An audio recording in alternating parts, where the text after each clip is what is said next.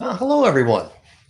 Thank you for joining us with this live show. This is actually our very first show as a group and our first one using this particular technology. So thank you for that. Um, I'd like to tell you a little bit about how we got started with this particular event. 8 years ago now, we started meeting and having a few drinks over appetizers, a group of us. It was very eclectic from a corporate real estate perspective. We had technologists, we had distributors, we had integrators, we had corporate real estate executives, facility managers. It would float in and out of our typically weekly meetings. And really, what we found as a group, and I think I can speak for the group, we found that it was incredibly valuable, the insights that we were able to share in such an open environment with the gloves off, as it were, professional personas set down, just having conversations about what we're seeing and what we found value in. So that's what we have here.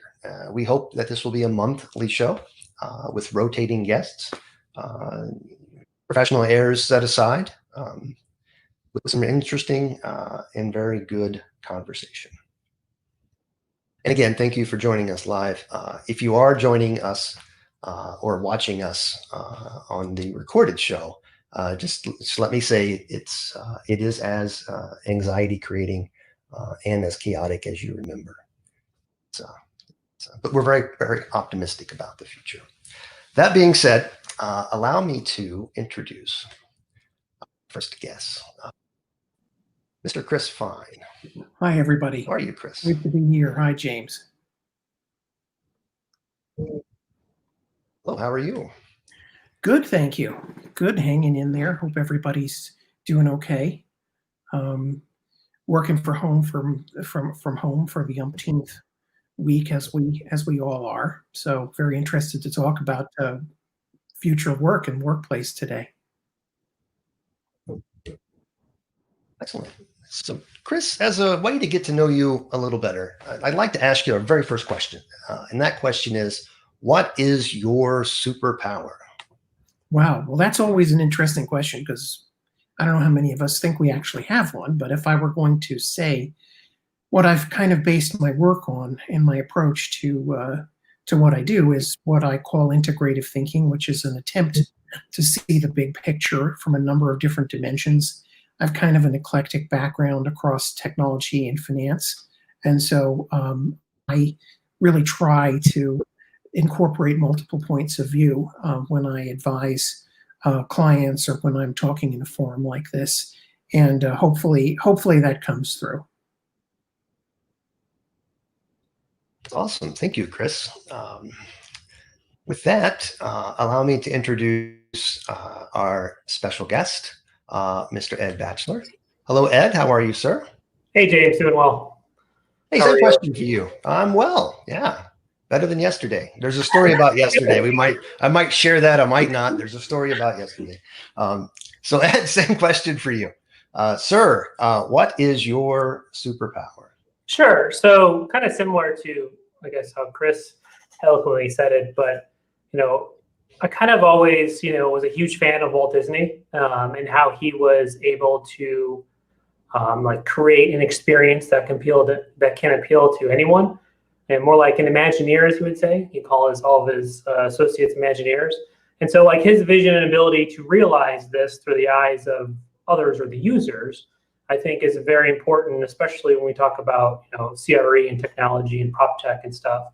And I think, the superpower, at least the vision, or I try to achieve that, is trying to, emulate that in myself on always looking through the lens of the user when we talk about security or technology or the experience. Because at the end of the day, drawings and everything will look great on paper, but it's got to be able to, work in real world, to be practical and be useful. All those things that drive adoption rates and stuff. So I think that's kind of a superpower if I was to pick one. Oh, very good. Very good. Thank you for that, sir. Next up, our next special guest is Mr. Matt Knight. Matt, welcome, sir. Thank you. Hey, same question. What is your superpower? Yeah, so mine is probably closer to the networking space is I just have been in the deal making and investment environment for 15 years now, and I've been fortunate to run across a number of remarkable and highly intelligent people. And so, as an investor, venture capitalist, real estate investor, I just look back on the last 15 years and see a lot of really interesting people that I still converse with and talk deals and talk technology. So I would say my superpower is generally just connecting with people that are doing interesting things, and pretty remarkable. It's been a fun ride. Excellent. Thank you. All righty, guys, away we go. We are launched. Launched. Yes, we are. Welcome, welcome. So no mystery, right? We're in the midst of extraordinary change, and where there's change, there's usually chaos. So the question that I would pose first, the topic that I'd like to really get into is, in the midst of this great change, is the future of workplace really dependent upon technology? And I'm seeing that in a lot of different places, in a lot of different areas, that technology is going to be the pivotal thing that's going to help us move forward and be able to open up our offices. So I would pose that as a question for everyone, but I think I'd like to start with Chris. Chris, what's your thoughts on that? Well, thanks, James. My initial thought is that yes, technology is very tied into what's going to need to be done in the shorter term to try to minimize risk and reopen workplaces. People feel healthy and comfortable. But I think really one of the interesting side effects of the situation we're in is it tends to shed a glaring light on longer term opportunities as well. And some of the measures that you might put in to deal with the short-term applications like contact tracing and very flexible scheduling of work really have positive side benefits over the long term in terms of work-life balance and allocation of space and many other things, even safety and security. So I do think things are very technologically related, but you can't omit culture, the particular type of business, the particular types of jobs, and all the other ingredients of the picture.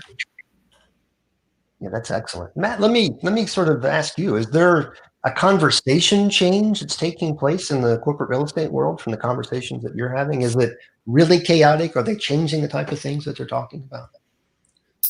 I think it's definitely on everybody's tongue right now, and it's interesting to watch the spectrum of responses of things are going to get back to the way they always were to I'll never come to the office building again. Most people are in the middle.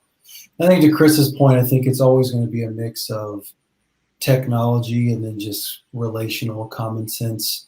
You don't necessarily have to have a robust scheduling app to kind of stagger people's work scheduling, but it helps. And so I think the thing to be careful of if you're a technologist like I am is being a hammer and everything looks like a nail, right? Technology solves all our problems. I think Chris is kind of onto it, that there's technology is a big part of it, but there are also some more softer relational landlord-tenant, just basics that I think can be accrued as well.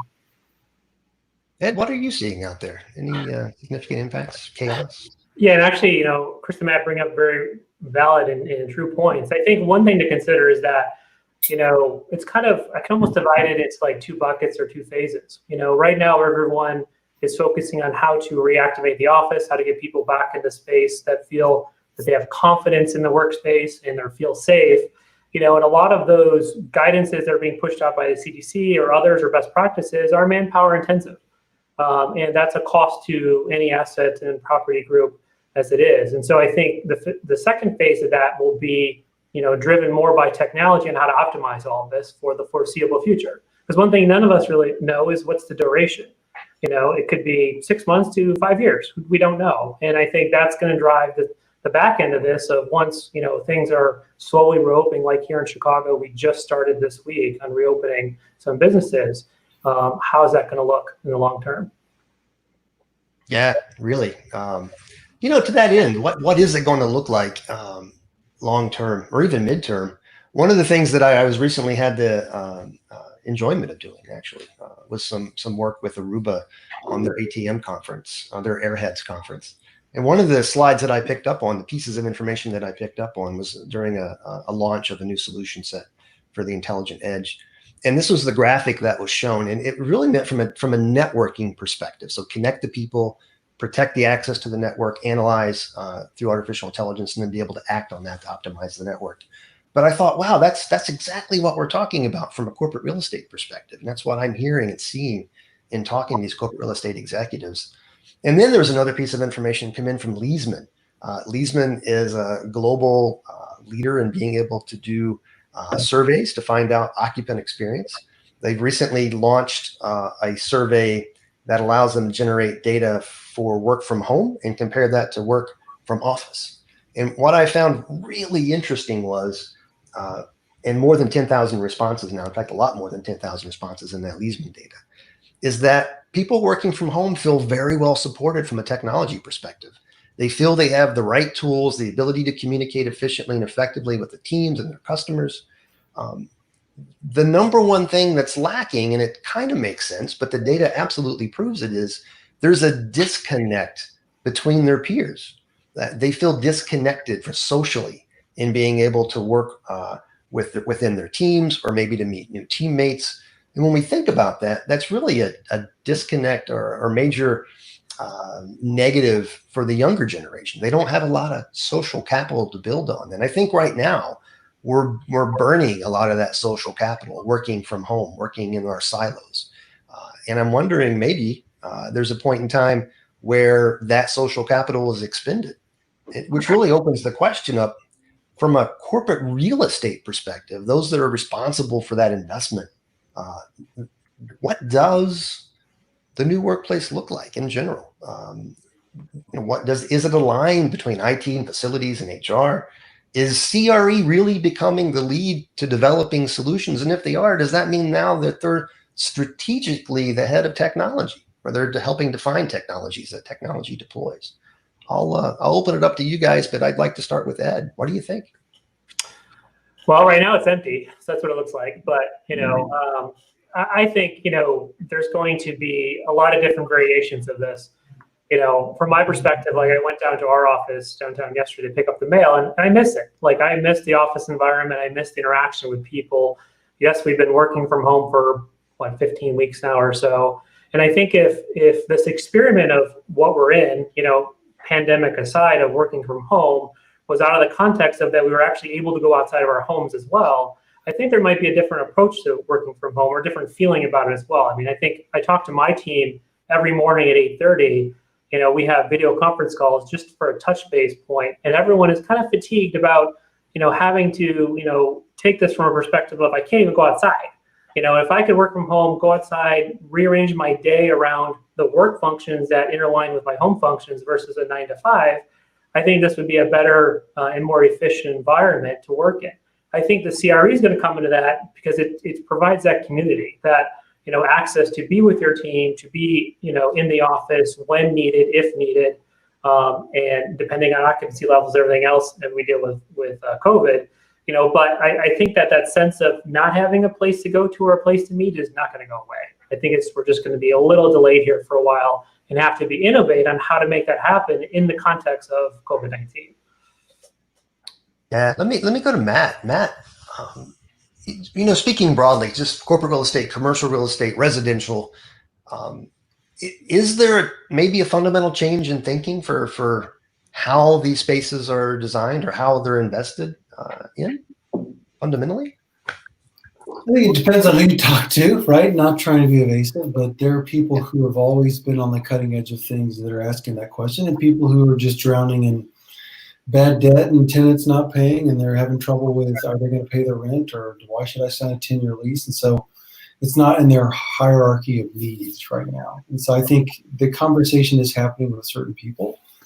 But what's funny to me is when I look at that 1, 2, 3, 4 on the screen, I actually think those priorities are different depending on the generation, because I would tell you most of the millennial Gen Z types you were alluding to, the younger workers, are not that worried about safety back in the office. They've seen the stats around COVID and are not too worried about sickness. They really miss peers, interaction, social connectivity, things like that. Whereas you have people that are maybe higher risk, some people with, in the 40s, 50s, 60s, later stage of the workforce or middle stage are really big into safety, right? Touchless access, occupancy sensors. I don't want to touch the elevator button. And so I think, like anything, there's nuance here in how you're solving for getting people back in and what people's priorities are. That's amazing insight. I really hadn't thought about that, but now that my kids are in their 20s, and it makes sense what you've said. There's certainly a generational risk factor, and there's a perception that the risk is quite low in the younger generation. Yeah, Chris, back at you, sir. Thoughts on this? That's a great act to follow. I actually agree with Matt 100%. My kids are in that range too, and that's exactly how they think. And I do think that we're actually the first time ever we have 4 generations of people in the workplace right now, which is something that you don't think about all the time. But people really do have different needs. So I think the challenge for businesses and CRE is going to figure out how to be flexible enough to incorporate multiple sets of needs within the parameters of how you have to run the business. And I think that's going to have a couple of implications. One is, I just think work's going to be very flexible. I don't think offices are going away. I think everybody's going to have a need for some portion of office time. Some people may want to work in an office every day. Some people may want to hardly ever. And the management and culture and physical layout and technology is already evolving in that direction toward more what you might call space as a service, more flexible space rather than large chunks of fixed long-term leases on space. And I think that's just going to continue. But players in all segments of the industry who migrate towards embracing that, I think in the long run, it's going to be okay. I think that also with respect to the whole idea of what do you lose when you're not in the office. So we can look to some real comparables out there when we think about how we adapt our culture. For example, investment bankers, accountants, consultants are very used to being out on the road almost all the time. I used to do that in one of those, and you'd be in the office maybe once every 2 weeks. And in fact, when I got promoted to the point where I got an office, they told me literally, don't ever let us see you in it. You need to be out with the clients. And, so congratulations. Here's your office now. But it was kind of where the companies who are successful at this type of stuff really invest a lot and put a lot on their senior people to really mentor junior people to be in the office, to be present, to invite them along on things.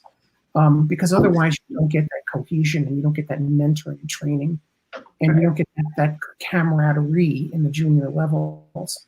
And so all that needs to be incorporated into that flexible model, just among a more broad swath of businesses, I think. It's interesting in that when we think about that, right? What's it going to be? How do we enable it? How does technology fit into it? One of the key concepts that come up is the trends that we had been seeing from a technology perspective. Are they now being accelerated because we want a different or a better occupant experience? And one of the things we've been talking about in both IT and facility, HR, and corporate real estate, what seems like for a very long time now, is Internet of Things, and it can be defined in any number of ways. But when you look at it in terms of corporate real estate and the technology that's in it, you can easily come up with 3,000 IoT companies that are out there that are developing products that, when put together, could become solutions to deliver occupant experiences. So my question for you guys would be, do we have the right technology? Has the appetite to be able to meet this new type of occupant experience that we're talking about, this new type of way of working, this new way to connect, or better way to connect people, given the spaces that are now offered to work in? Do we have the right level of technology? Are we waiting for something new? Is there a new type of technology that we're hoping will be here soon? Let me start with Ed. What do you think, Ed? Well, I think we have the right, to break it up a little bit, we have the right vehicles to do stuff. I mean, we have smartphones now that are widely out there that are basically a personal computer in your hand that can do anything. I think the CRE industry has been, approaching like the app-based, world as an amenity or a nice to have. And I think, that is being expedited now based on, all the different functionality that can come from something in your hand, whether that's opening a door, seeing the occupancy of the fitness gym, getting alerts about, opening and closing or anything else. it's all right there, and I don't have to have any other device. So I think it's just being accelerated in the industry. To answer the second part of the question, there are a lot of options out there as well, and I think it's crucial to vet through those and find the right solution for the right, operational culture as well. There is, in my opinion, there's not one thing that fits everything. There's going to have to be, kind of the fine-tooth comb of going through and vetting not only the technology itself, but the provider.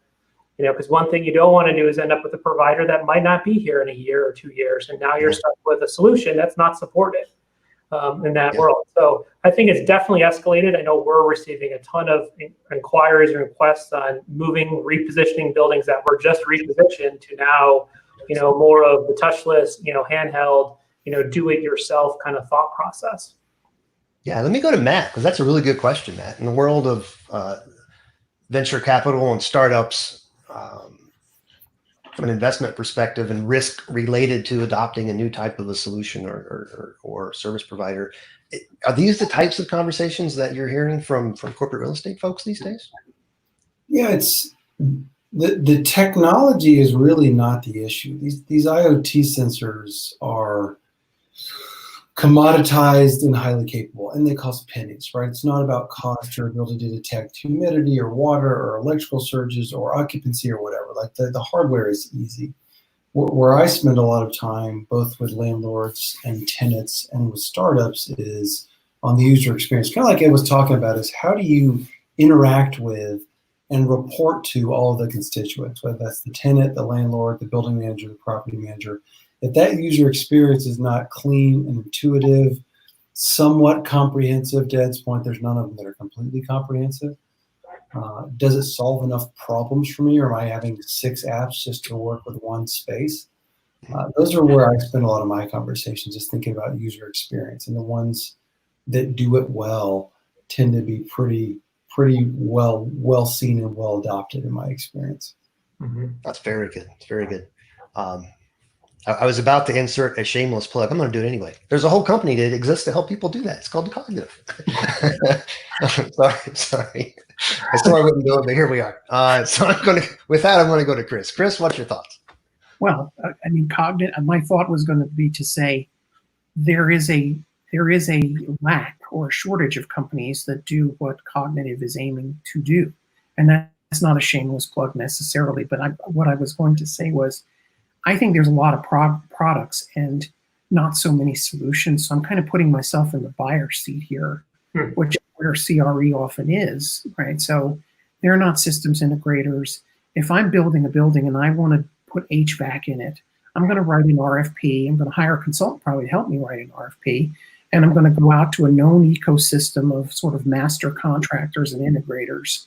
And they're going to come, and if they have to go find a little company that makes one of these things to help my solution, they're going to find it. They're going to bear a lot of the risk, and I don't have to onboard yet another small vendor to make it happen. So I think seamless, solution-oriented approaches will help drive this forward. But I think there's a big appetite for it, and there's a lot of checkbooks that are starting to open, even in somewhat difficult times, to instrument buildings better and meet some of these user requirements, but they need to be able to know how to get it done. And that's where there's opportunities. And typically all of CRE and facilities technology services tends to lay somewhat outside the bounds of sort of the core of corporate IT. And so you may have a liaison person or 2 or 3 to help you from IT, and you liaise with InfoSec and other groups like that. But you don't necessarily have a solutions expert deputized to you or on your staff who's really technological. So there's that gap there, and I think there's an opportunity to fill that. It's interesting, in support of your position there. Cognitive recently had an opportunity to sponsor an event through CoreNet. It was called COVID-19 Ideation Hackathon. There were about 1,000 participants, most of which from the corporate real estate industry. There were others from furniture manufacturers and some like ourselves who were from the consulting community. And what we found ultimately was, at least in terms of what we do, 3 really key aspects that came up out of that ideation and really good learning experiences for everyone.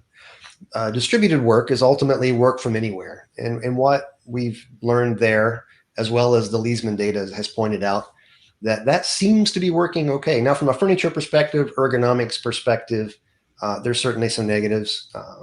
If you don't have a dedicated space in your house, you're probably more inclined to really wish that you were back in the office.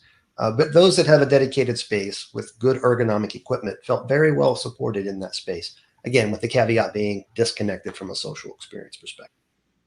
The other thing that was really top of mind was risk mitigation in returns to coming back to the office. Now, we've already alluded to the fact that that's a generational risk in terms of perception and how high it ranks on the hierarchy of need. But really what came out of that was the need for data. How do I get data and what insights does it generate for me? And I agree with Matt 100% that sensors are somewhat commoditized. It's the user interface and the ability to generate meaningful insights that's critical to where we're moving forward. So the question for you guys is, are we seeing discussions about what data the systems that are already deployed can generate, maybe used in a different way? Are there newer types of conversations where they're asking for, or maybe there's a new ability to generate data from the IT systems that's just brought to market? Maybe it's the Wi-Fi systems that allows me to do tracking. Maybe there's a data set from the AV systems that corporate real estate didn't know about. Are these the types of conversations that's occurring? What I think I know based on this 1,000 participants and the data sets that was generated from that research was it's really top of mind from a corporate real estate perspective. So let me start with Chris. Well, it's interesting you say that, James, because I would say that this is the number one conversation topic when I'm out with vendors that I advise, or their customers, or just talking to end users. They're saying, look, we have our HVAC system, we have intelligent lighting systems, for example, which have infrared detectors on them to turn lights off when people aren't around. We have sensitive blinds and shades. We have a lot of sort of industrial IoT, not to mention our Wi-Fi network, Bluetooth, smartphones, and everything else. So how can we pull more data out of that? And how can you help us build that into a picture? Yes, we know we have to put more sensors in. We know there are things our infrastructure won't do right now. We're willing to talk about that. But right now we have an immediate need. So take our access control system, take our surveillance video system, take our Wi-Fi and networks and workstations and everything else. What can we get that to tell us to solve these immediate requirements and go forward? So yes, it's absolutely an important discussion. And it's an interesting discussion, right? It should have happened a long time ago, but this is a real catalyst to help it. I think a little bit it was data. Data is okay. We got lots of data. Now the context of the insights people are looking for are vastly different. Now the data is becoming critically important. Go ahead, Ed. I was going to say, if you like, security world, access control, we've been collecting data for 30 years and never really did anything with it, other than quarterly reports on, who's using their badge or not, or, when incidents happen. But now, we have clients that have deployed, just standalone readers in, high occupancy places like lounges, kitchens, conference rooms, inside their workspace, especially with the open, office concepts going on. There's usually one reader into the space. But they're doing that as kind of back to the earlier conversation of, phase one, phase two. Phase one is I'm collecting data now on occupancy in those areas to manage that, but also from a contact tracing perspective, if I did have to, go through, my records to figure out if someone had reported a case, where were they, who were they interacting with, and how can I manage, an outbreak like that? That data is now available. It's just a matter of collecting it and harnessing it. And I think that, as we move into the phase two, it'll become more of, as Matt mentioned, the sensors and everything else that's working behind the scenes. It's not sexy having a card reader in the middle of a lounge on a pedestal and, with a sign pointing down saying, here, swipe here if you enter this area, but it's functionally working right now and getting them to a point where they can open up their facilities. Matt, a really good thought just come up in my mind around the data and privacy. And I don't want to put you on the spot in being the voice for Gen X, but generally speaking, what are you seeing from a privacy perspective, is there a concern around privacy and sharing your data in order to get certain benefits from an occupant experience perspective? No, which is terrifying. Yeah, that is interesting. I mean, it was something, so, you know, just 6 months ago, it would be unthinkable to have that level of well, I did this with the multifamily space. I was doing a presentation to a big venture capital firm in San Francisco when I put a list together. These are the things you need to do to fill out an application for an apartment. And it was like social security number, your work history, your addresses, your bank account. Like, I was like, and then keep in mind the landlords that are keeping this information and their level of technological sophistication. How safe do you feel with them having that level of it? It's one thing for Apple to have it, right? One thing for Google to have it. But when these guys that own 10 apartment complexes in Northern California are the ones, you know, it's the same concept happens a lot with office and industrial, the other property types that I look at, is this data is often run by the property management system, and you'll start gathering occupancy data, like you said, secure access data. I mean, it's data, as you guys have all said, data creation is simple and has been going on for a long time. Protection and then actionable insights are where I spend my time. That's where I'm spending more and more time. Yeah, that's absolutely. And then, you know, I'm thinking as well, policies and procedures as it relates to the corporation. So what are we doing as a company to ensure that we're keeping this data safe? Oh, we are one major landlord lawsuit away from this being the #1 issue for every occupier of real estate in the country. Wow. That's a powerful statement, and I can certainly see how it's true as well. Well, if you look at, if I just may add to what Matt. Go ahead. Yeah, of course, Chris. If you look at how much you have to think about data when you're at, say, a financial institution with regulations, and how much compliance you have to do, and how much auditing there is, and you know, the good news is that it's usually possible to come up with a solution that's good, but it takes a lot of thinking, a lot of time, and you need to follow a control regime quite carefully to make it work. Now there are a lot more frameworks out here today, and more that companies and landlords and other businesses can use as a basis of implementing that kind of management of information. But it really does need to be thought of, because it's not enough to ignorance is not a defense. It's less and less of a defense, and so it is definitely worth thinking about. So I keep telling my life partner that, but she doesn't believe me. But it's true. It's true. Sorry, I didn't mean to make light of it. No, maybe I did. Maybe I did. IT guy speak, but that's there we go. So one of the things I really wanted to unpack here is, in terms of occupant experience, and this doesn't necessarily even have to be technology focused, but what do we see individually? What do we see as being near-term, long-term changes in the occupant experience? And I have here just an example of a photo, and I apologize, I don't know the source of the photo. It's not ours. But it's an example of a room that is being used to support biophilic design. So bringing nature indoors and getting the benefit from that. And in this example, I would call this a biophilic zone, where there appears to be nurses, where they're trying to relax, re-energize before they go back into a very stressful environment, I assume, based on the picture. These are the types of things that technology can do for us inside our workspaces to help connect us, relax us. There's a health and wellness component to this. So broadly speaking, what are we seeing? I'm going to ask Matt to step up first. Matt, what do you think? Yeah, I think what I'm seeing in office in general is really up in the ante in terms of placemaking, something that retail had started working on 10 years ago, as you saw brands like Topgolf and people that want to just stay for hours and hours without thinking about your wallet. And apartments have been doing it for a long time. But office is really hard to say, should we re-examine just the coffee shop and the sundry shop and the dry cleaner and really think about upping our dining game, upping some lounging space, having utilized space in a more placemaking way and getting people where they want to stay, whether they're working or not.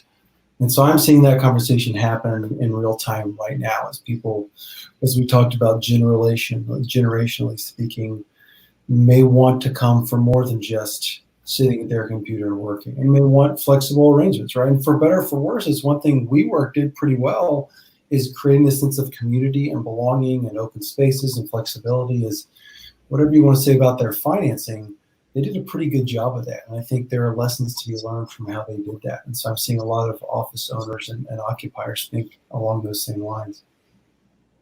That's awesome. Ed, what do you think? Yeah, I think, if you look at a multi-tenant building, you come to work in the morning and you go to your suite, right? You never really interact with your neighbors, and now, it's, as Matt mentioned, it's creating a community. It's actually pulling the employees out of their, office space into the common areas to interact with each other, or do business in areas like the lounges or the cafes or whatnot, outside of their workspace, but they're still productive.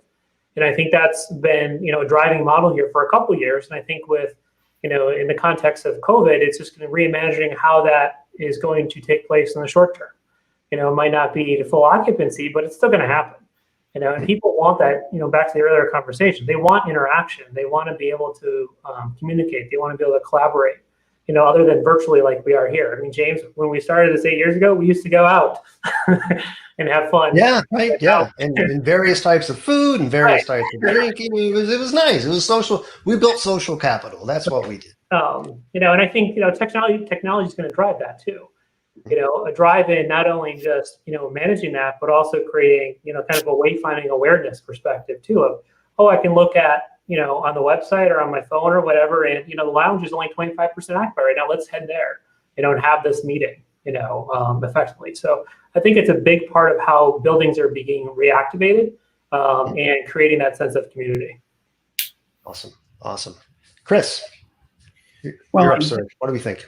Once you make the space more interactive, once you have the operating system, if you will, in the building to provide the insights and provide information and then translate that into a user experience, there's a lot of applications and use cases that you can do.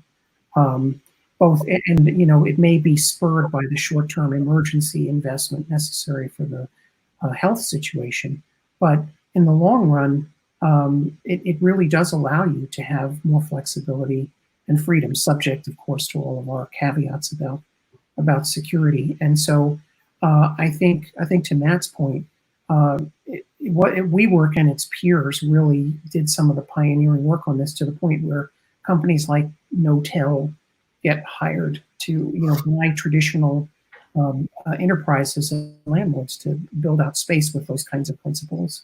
And so the whole idea is to make a community that you want to be there while still being able to get work done.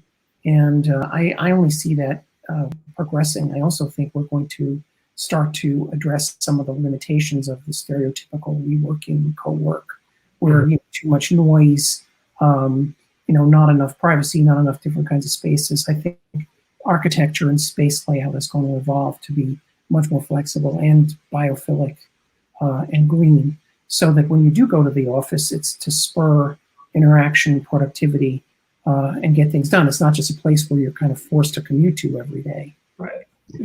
So I do think it's going to continue. Awesome. Ed, let me go back to you for a sec. Key takeaways for this audience, corporate real estate folks, facilities folks. What do you think?